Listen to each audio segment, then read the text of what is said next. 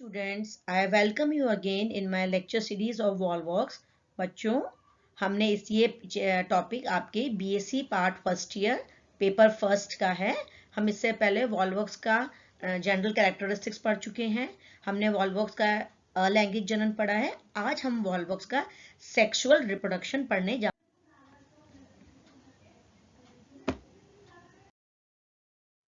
Sexual reproduction in Volvox, लैंगिक जनन।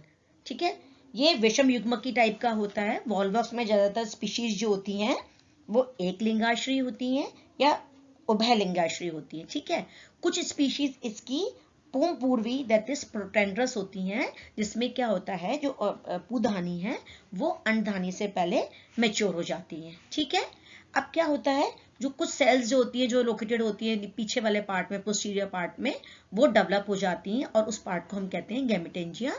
और इसमें नर और मादा गैमेटेंजिया को हम क्या कहते हैं, पुधानी एंथ्रीडियम और एंड्रोगोनिडियम भी कहते हैं, और अंडदानी ऊगोनियम भी कहते हैं। अब हम देखेंगे कि इसमें एंथ्रीडियम का डेवलपमेंट या पुधानी का डेवलपमेंट किस तरह होता है। क्या होता है, जो गैमेटेंजियम होता है, ठीक है, ये जो गैमेटेंजियम मैंने आपको बताया ना, ये पोस्टीरियर पार्ट इस तरीके से जो गैमेटेंजियम है develops into antheridium is larger than the vegetative. मतलब जो कायिक कोशिका होती है उससे गैमेटेंजियम थोड़ा बड़ा हो जाता है, ये कोशिका में आकार में बड़ा हो जाता है और इसके फ्लैजिला नष्ट होकर और आकृति इसकी क्या होती है, गोल हो जाती है। और कुछ इन्हें हम क्या कहते हैं, इन्हें फिर पुधानी कहा जाता है। और ये कॉलोनी के भीतर की और अंदर धकेल दी जाती हैं और अलैंगिक जनन के समान ही इसमें फिर वापस लंबवत विभाजन होता है। ठीक है, ये डायग्राम है। आपको मैंने पहले जब अपन लेक्चर पढ़ रहे थे वॉल्वॉक्स का, मैंने क्या बताया था, वॉल्वॉक्स क्या होता है, एक सिनोबियम समंडल की तरह होता है। ठीक है, सिनोबियम एक ग्रुप में होते हैं, एक इसमें, और निश्चित संख्या में इसमें कोशिका पाई जाती हैं। तो ये एंथ्रीडिया है, ये देख रहे हैं आप, इसके ये एंथ्रीडिया है और ये ऊगोनिया। तो sex organ in Volvox that is coenobium, that is in Volvox. ठीक है, इस डायग्राम से आपको क्लियर हो गया होगा। फिर अब उसके बाद क्या होता है, इनका जो जीव द्रव्य है वो खंड जो है खोखला हो जाता है और फिर इसमें एक व्यवस्थित स्टेट बन जाती है और ये पुमणुओं में, मतलब जूस्पोर में परिवर्तित हो जाते हैं और ये पुमणु पुंज समूह के रूप में बाहर निकलते हैं। और एक एक पुमणु फिर क्या होता है बेटा, इसमें से बाहर निकलता है और निश्चित संख्या में जो कोशिकाएं बनती हैं 16 से लेकर 515 रॉड शेप सेल्स बन जाती हैं। ठीक है, और एक पुमणु की जो संरचना होती है, ये जो संरचना होती है, ये नेकेड बाइफ्लैजिलेट और फ्यूजिफॉर्म मेल रिप्रोडक्टिव सेल और एंथेरोजॉइड होते हैं। ये हरे पीले रंग का होता है, इसमें जो क्लोरोप्लास्ट है इसके अग्रभाग में जो पक्ष में वो नष्ट हो जाते हैं और पुमणु में 2 सकुंचन धानियों का और एक केंद्रक होता है, होलोस्फीयर बन जाता है और हरित लवक और लाल नेत्र बिंदु पाया जाता है। ठीक है, तो ये हो गया हमारा पूरा डेवलपमेंट ऑफ एंथ्रीडियम। अब हम डेवलपमेंट ऑफ ooगोनियम पढ़ेंगे। अंडधानी का उत्पत्ति कैसे हुई। अंडधानी में मैंने आपको बताया ना, गैमेटेंजियम जो होता है, जो पश्चिम, वो ooगोनियम वो भी लार्जर इन साइज होता है other than the cells colony में। फिर वो बड़ा होकर एक फ्लैग शेप बन जाती है उसमें। ठीक है, इसमें भी पक्ष में नष्ट हो जाते हैं, लाल नेत्र बिंदु इसका जो है वो विलुप्त हो जाता है। ठीक है, ooगोनियम phylum single uninucleate non vegetate और स्फेरिकल एग शेप बन जाती है। और फिर क्या होता है, इसमें हरित लवक जो होता है और अनेक पारिनॉइड दिखाई देते हैं। इसमें ना हरित लवक और पारिनॉइड दिखाते हैं जो कि इसको ग्रीन कलर बनाते हैं। और जो बीक जो चोंच होती है इसकी, वो कैसी होती है, अंड शेप होती है, अंडगोल कहलाता है और अंड पर एक चोंच बन जाती है जिसे हम ग्राही स्थल भी कहते हैं। तो ये हो गया डेवलपमेंट ऑफ अंडधानी का डेवलपमेंट हो गया।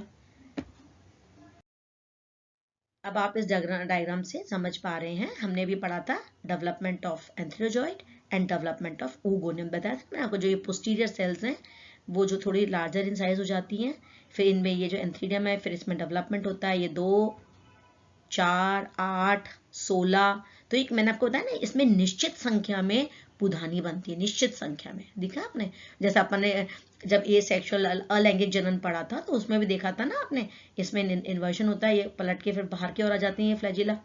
ठीक है ना, एंथ्रोजॉइड बन जाते हैं। ऐसे ही इसमें देखो ये डेवलपमेंट ऑफ ooगोनियम, ये पोस्टीरियर सेल्स जो हैं वो लार्जर इन साइज हो जाती हैं।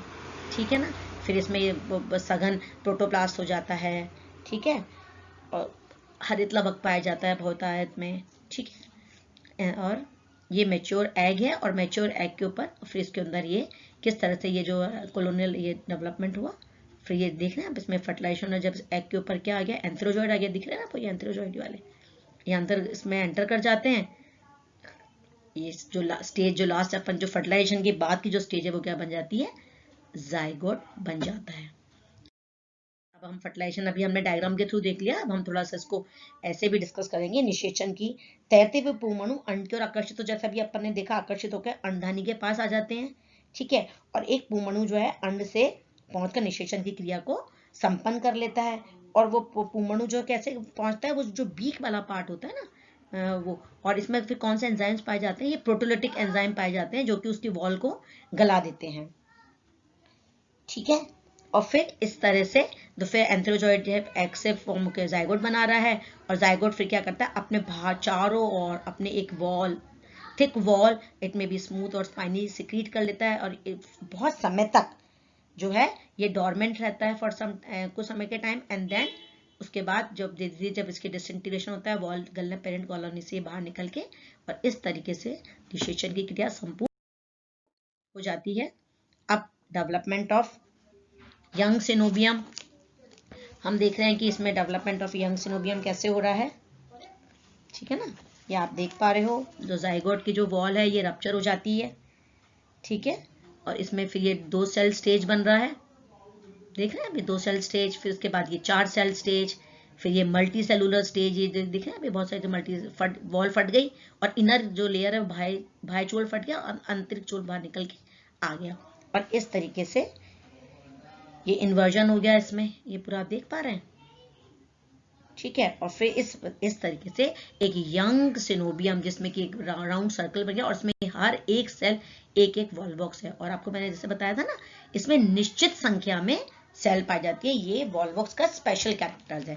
जैसे अपन प्लेकिया स्टेज जो मैंने बताया था कि आपको जनरली ये भी क्वेश्चन पूछा है 8 सेल स्टेज या प्लेकिया स्टेज किससे पाई जाती है, तो अपन बताते हैं कि वो वॉल बॉक्स में पाई जाती है, ठीक है। यहाँ तक हम समझ पा रहे हैं किस तरह से डेवलपमेंट हुआ एंथ्रोजॉइड का, oogoनियम का, फर्टिलाइजेशन हुआ, फर्टिलाइजेशन बस किस तरह से नेक्स्ट जाई। अभी अपन ने वही जर्मिनेशन ऑफ जायगोट देखा है ना, ये diploid nucleus of zygote undergoes, फिर में मियोटिक डिवीजन हुआ, अर्ध डायग्राम में भी अपन ने पीछे देखा अर्धसूत्री विभाजन हुआ, 4 सेल्स बन गए, फिर इनमें फिर फर्दर डिवीजन हुआ, फिर ये स्प्लिट होके जो इनर लेयर वो बाहर निकल कर आ गई थी, है ना। And zygote repeatedly forms a new by a placial stage, protoplast of zygote remain biflagellate zoospore, but only one of these survives and then other, सिर्फ एक ही सर्वाइव करता है और बाकी सारे डीजनरेट हो जाते हैं, निष्क्रिय हो जाते हैं। एंड देन जो जूस पोर है वो कहां से, वेसिकल के फॉर्म में मीडियम में आकर स्विम करने लग जाता है। ऑल्टरनेशन ऑफ जनरेशन, इसके अंदर जो है पीढ़ी एकांतरण पाया जाता है, ठीक है। पीढ़ी एकांतरण कैसा होता है, वॉल्वॉक्स में जो है हैप्लॉन्टिक अगुणित टाइप का होता है। द्विगुणित अवस्था निषेक्तान के निर्माण के समय प्रारंभ होती है, जब अपन बताया ना जाइगोट स्पोर जो है बस उसी टाइम पर ही वो रहती है, बाकी टाइम पर पूरी जो कंडीशन है उसमें फिर अर्धसूत्री विभाजन हो जाता है। अर्धसूत्री विभाजन के बाद वो अगुणित अवस्था प्रारंभ हो जाती है। इस प्रकार का जो जीवन चक्र है, द्विगुणित अवस्था अल्पकालिक होने के साथ साथ अगुणित अवस्थाएं प्रभावी होने के कारण, मतलब बहुत कम समय के लिए जो है वो ये डिप्लॉयड स्टेज होती है, बाकी पूरा टाइम जो है हैप्लॉयड स्टेज रहती है, अगुणित अवस्था होती है। इसके कारण इस चक्र को हम अगुणित हैप्लॉन्टिक टाइप का चक्र कहते हैं। अब हम इस डायग्राम से समझ लेंगे। ए सेक्सुअल मैंने बताया था ना आपको, गोनिडिया, डॉटर कॉलोनी और वॉल्वॉक्स सिनोबियम बताया मैं आपको, सिनोबियम होता है इसमें। इससे क्या बना, एंथ्रीडियम, ये oogoनियम, एंथ्रोजॉइड, एग, फर्टिलाइजेशन हुआ, फर्टिलाइजेशन से क्या बना था 2x। सिर्फ ये वाली जो कंडीशन है, ये देख रहे हो आप, ये सिर्फ डिप्लॉयड स्टेज होती है 2x, बस इतनी सी अवस्था को ये डिप्लॉयड स्टेज है। बस इसके बाद अर्धसूत्री विभाजन हो गया, मियोसिस हो गया, और इसके बाद से फिर वापस से हैप्लॉयड स्टेज शुरू जाती है। ये जूस्पोर बन गया x, और ये जुवेनाइल कॉलोनी, फिर जूस्पोर जो है रप्चर हो जाता है, फिर उससे एक जुवेनाइल कॉलोनी बन जाती है, दैट इज सिनोबियम। तो बच्चों हमने पढ़ा पूरा वॉल्वॉक्स, हमने पढ़ लिया, जनरल कैरेक्टरिस्टिक पढ़ लिया, क्लासिफिकेशन पढ़ा, अलैंगिक जनन, लैंगिक जनन, और किस तरह का जीवन चक्र लाइफ साइकिल वॉल्वॉक्स में पाई जाती है, ठीक है बच्चों। होप आपको ये वॉल्वॉक्स अच्छा समझ आया। अब हम प्रैक्टिकल में भी जब हम देखेंगे तो हमको इजीली और अच्छे से समझ में आ जाएगा। मैं प्रैक्टिकल क्लासेस में भी आपको समझा दूंगी कि किस तरह से वॉल्वॉक्स का स्ट्रक्चर, अभी हमको इस डायग्राम के माध्यम से पूरा समझ में आ गया है कि किस तरह से वो होता है रिप्रोडक्शन इन वॉल्वॉक्स, पूरा उसका लाइफ साइकिल। ठीक है, तो अब आप इजीली इसको समझ कर पाएंगे। थैंक यू बच्चों, होप आपको ये समझ आया होगा। Thanks students.